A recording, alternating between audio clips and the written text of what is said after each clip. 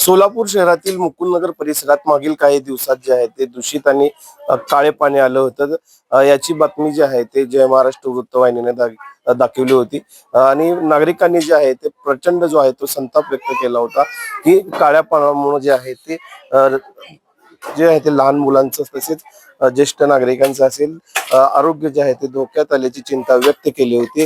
त्यानंतर महापालिका प्रशासन जे आहे ते सध्या खडबडून जागे झाल्याचं चित्र आपल्याला पाहायला मिळत आहे।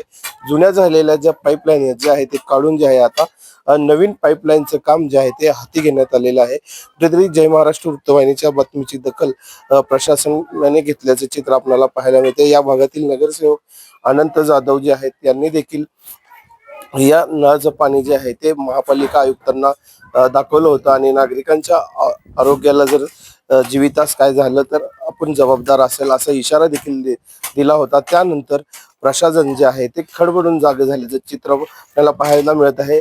मुकुंदनगर भागातील जे आहे ते जवळपास 12 ते 15 लाखाचा निधी जो आहे तो पाईपलाईन साठी जो आहे तो महापालिका आयुक्तांनी जे आहे तो मंजूर केला आहे आणि त्यानंतर जे आहे ते काम सुरू झाल्याचं चित्र आपल्याला पाहायला मिळतंय।